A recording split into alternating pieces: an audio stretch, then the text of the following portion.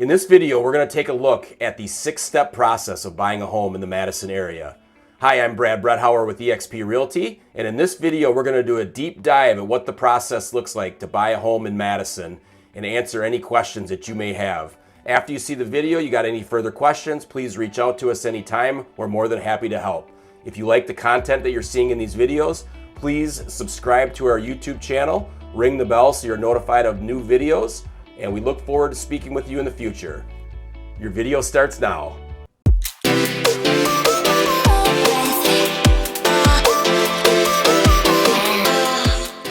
Okay, step one to buying a home is definitely to meet with an agent or speak with an agent before you get the process started. Now, you'll hear many times, going to a lender first is what you need to do, which is not, completely incorrect. However, my advice is meet with an agent, somebody that's knowledgeable and has experience about the area, can talk to you about what the current market conditions look like. Many people come into this and they think it's like it used to be, and there's tons of houses to choose from and you can negotiate your price, and that's not always the case, in the area, in all the areas that you're looking in. So it's good to meet with the agent or speak with the agent first, find out a little bit about what it looks like to buy a home, in this current, market that we're in. And then from there, take some recommendations from the agent to get pre-approved with a lender. A lot of people think you go straight to your bank or whatever, but it's best to speak with that agent first, get a little information about what lending looks like, what the the process looks like in general, and see if it's a good fit for you at this time. One important factor to know about working with an agent is entering into a buyer agency agreement. So in Wisconsin, it's required by law that if that agent is going to be working for you on your behalf, you have to have a buyer agency agreement in place. If you don't have a buyer agency agreement in place, that agent can still help you, but that agent can't do as much for you as far as researching comparable sales, giving you information that gives you a leg up against the seller, because technically by Wisconsin law, the agent would be representing the seller. So it's definitely in your best interest to get into a buyer agency agreement with an agent. Now, the way we handle our agreements is that they're cancelable at any time. So if you enter into an agreement with us, you don't like working with us, or your plans change, it doesn't really matter. You let us know, we cancel, there's no fee, it's pretty easy to get out of it. Now, buyer agency doesn't cost you anything, at least like working with us. Some agencies will charge you like a transaction fee or other additional fees. We do not do that.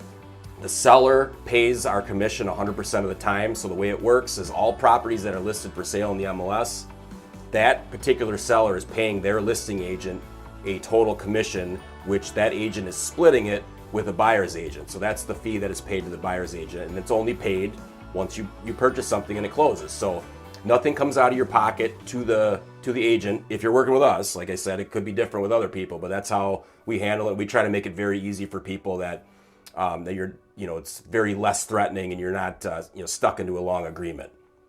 So the benefits of having us as your agent is that, like I said, we can research properties for you, and we can do some homework and figure out what the property is worth, give you our opinion, tell you what it sold for the last time, show you what's selling in the neighborhood, and point out things that maybe need to be repaired. Now those kind of obvious defects type things that an agent would see in a house have to be disclosed one way or the other, but it's more for a research thing and just doing things that are going to benefit you in the end, when you're writing an offer on a property. You don't need to enter into a buyer agency agreement immediately. It's not something that has to happen, the first time you talk to an agent. So, in step one here, we were talking about talking to the agent first. Then in step two, we'll talk about going to meet with the lender to get pre-approved. After that, before you start to actually go out and tour houses, is when you want to enter into the agreement. Now, you could look at some houses without that. I don't recommend it because it's best to have that in place.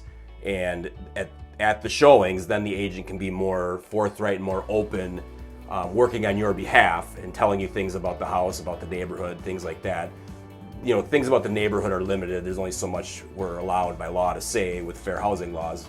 However, having that agency agreement in place, again, lets the agent work on your behalf.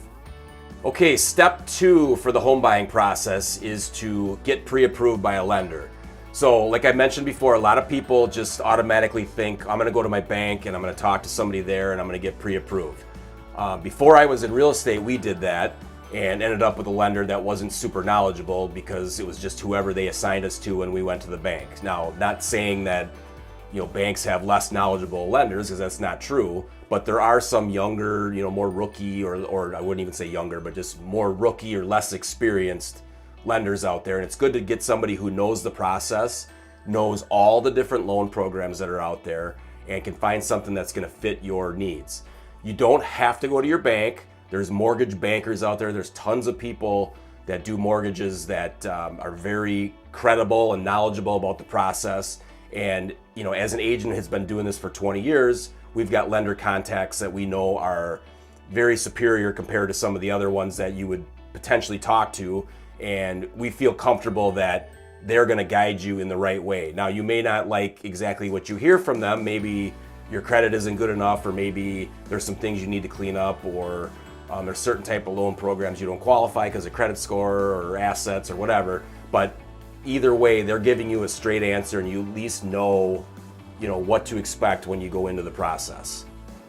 Okay, step 3 of the home buying process is setting up a home search with all the features and areas and price range and things like that you're looking for. Now, in this day and age, you can search the sites like Zillow, Realtor.com. I mean, it's everywhere. You can find properties on just about every agent's website, every agency's website. I mean, their properties are everywhere. The issue is when you go to some of those bigger sites, there's tons of properties listed on there, not all of which are actually active for sale at the moment. So, you may start inquiring about properties, and those are designed to get you to respond and to inquire about it so they can hand it off to an agent that pays for advertising, and then they're going to start calling you. So it's, you can search whatever sites you want. We always recommend to have you search directly into the MLS or through our website so we can eliminate any of the properties that have accepted offers so you're not wasting your time.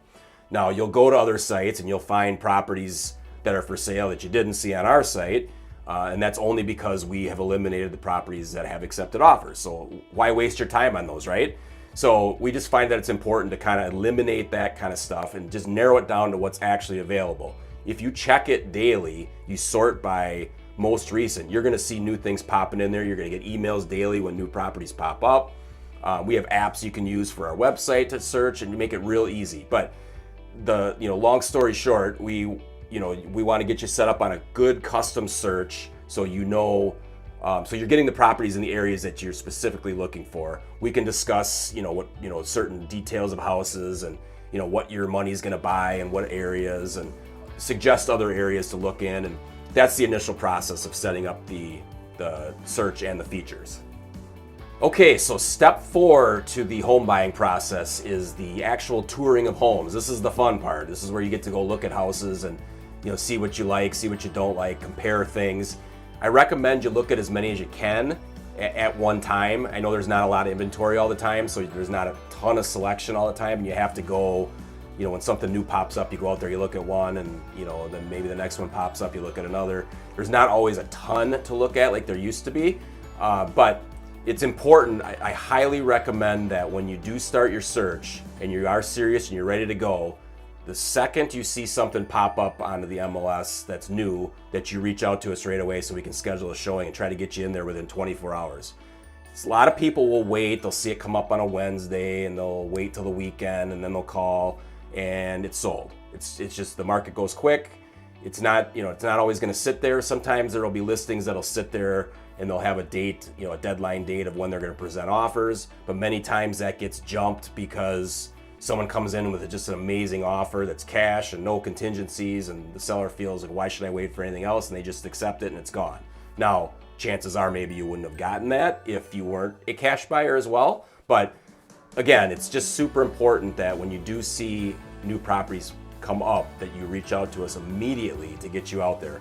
Our goal is to get all of our clients into a house within 24 hours of when they call, if not sooner. And that's usually very achievable. Even if we're gone, even if I'm out of town, I got coverage. I got somebody that'll do it for you, and it's covered. It's important. We know that you need to get out there quickly to see these properties. And when we're looking at these properties, we're going to compare one to the next. We're going to look at prices. We're going to, I'm going to point out, ages of mechanicals and things to consider, and all those kind of things are important when you're looking at a house. Okay, so now step 5 of the home buying process is the actual making of an offer, submitting an offer, negotiation, and going through that whole thing. So there's not, in the current climate we're in now, there's not always a ton of negotiation that goes on. There used to be, when there was more inventory, you would make an offer and you'd offer less than they're asking. There'd be a little back and forth maybe, and then you'd settle on a price. Well, that doesn't really happen so much anymore. With the low inventories, there's pretty high demand. So generally what happens is, you make an offer, you put your best offer out there, and then the seller likely will receive multiple offers and will choose the best one. So, sellers are looking, in this current climate, are looking for, obviously the highest price. They're looking for the ideal closing date, and a lot of times that's disclosed in the MLS what date they're looking for. They're looking for the path of least resistance. So people will come in waiving an inspection, which we don't necessarily recommend, but it's something you can certainly do to put your leg up, and most people do. I shouldn't say most, but a lot of people do that, in this day and age. But they'll waive inspections, they'll waive appraisals, and what that means is when you waive an appraisal, that if the value comes in lower than the price you're offering, you're on the hook for the difference. So if you were going to put 20% down and the appraisal comes in 10,000 short, you're going to owe 20% plus the 10,000. So it's just going to increase your down payment. Now, there's sometimes you can dispute those. We've had pretty good success disputing the appraisals and submitting a dispute to the appraiser and saying, hey, why didn't you use this comparable? This one supports the price. It's better than this one. Not all the appraisers are great. You're probably a 50-50 shot on some of the appraisers that are out there that just do it as quickly as they can just to get it done and get paid. But you have to, it's something to consider. So, that, and, there's an earnest money deposit, which it gets put into the offer, which is, also referred to as good faith money. And that is just in place saying that you're serious about this. If any of your contingencies that you have in the offer are not met, let's just say your financing ends up getting denied for whatever reason, even though you're pre-approved, it does happen sometimes, you'd get your earnest money back. Or if you do have an inspection contingency and something big comes up and seller doesn't want to fix it, if you end up canceling the contract, you'd get your money back.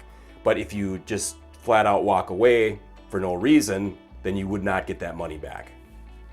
So going through the negotiation and contract phase, you want to put your best foot forward. We're going to help guide you and let you know what we feel the price of what the house is going to go for, and what's going to, put your leg up above other buyers. One big thing that we like to do in a lot of offers is use an escalation clause, which is similar to eBay. If you've done any, buying on eBay, where you make an offer and then you say, I'll go up to this amount and I'll jump the next buyer by $1,000 up to, X, and that's where I'm dropping out. So that helps a lot of times. I've had success with that. Sometimes you'll run into agents who just say they don't want to deal with an escalation clause, which to me is more laziness than anything. I think escalation clauses are great, especially with the appraisals, being up and down at times. This is going to help, kind of make sure you're not completely overpaying, where, if somebody was asking $350 and you offered $375, but there was, the next best offer was maybe $365. Had you used an escalation clause, you would have got it for like $366, for example. So that's kind of why those come into play, and those are, in my opinion, those are great. So that's something I highly recommend people do put into offers when you feel like there's you're going to be competing with somebody. Okay, finally, the last step 6 of the home buying process, is the closing process. So now your offer has been accepted, you're under contract, and now you're working towards your closing date. So in this process, we're going to help guide you. We're going to give you all your deadline dates that have to be met, the date like earnest money is due, inspections, financing deadline, appraisal, all that stuff's going to be laid out so you don't miss any deadlines. This process is very heavy between you and your lender primarily. So, we're going to guide you through most of that stuff, but this is really a process between you and the lender at this point, because they're going to be asking for more documentation, more than you probably, supplied when you did your pre-approval, or some additional things that maybe they found on your credit that like, hey, what's this? They'll look really close at your bank, statements, and they'll ask you, what was this deposit for? There's just going to be a lot of back and forth with you and your lender kind of working through this process. They're going to be aware of the deadlines that they need to meet, so they're going to know where that's at. And we're going to help guide you through all the other things, such as getting utilities set up, homeowners insurance. Your lender will definitely help you with, guide you on that as well. We can give you recommendations of who we would use for insurance, or you can certainly call your current insurance agent if you're from this area and you already have somebody in mind. But this is this process will just kind of put everything in order, leading you up to the actual date of closing. So once you get to the date of closing, that's the official day that there's a time set and everything is signed, and at that point you're given the keys and you are now a new homeowner. So generally you don't move anything into the house until after the closings happened. However, a lot of people do ask, hey, can I put some things in the garage? Can I do this? That's up to the seller. They do not have to let you do that, but some are nice enough to allow you to do a little bit like that to help you out a little bit. Sometimes people are transitioning from one house sale to the next, and it makes it a little tricky. So there's ways to work that out as well. So we've dealt with that situation many times. So if you're in that situation, you need to know kind of the logistics of how that's going to work. Certainly talk to us and we can kind of lay that all out early on in the process, so you know what to expect when you get to the end. Thanks for watching this video on the 6-step process to buying a home in the Madison, Wisconsin area. If you like what you've seen, please subscribe to our channel, ring the bell so you're notified of any new videos that we put out. We like to put out 2 to 4 videos at least a month with neighborhood tours, informational videos like this, and various other content that we will put out. If you want to have a list of properties that are available in a certain area sent to you, just reach out to us, call, text, email. We're happy to send you a list so you can see what's available and have a discussion with you about your home buying process.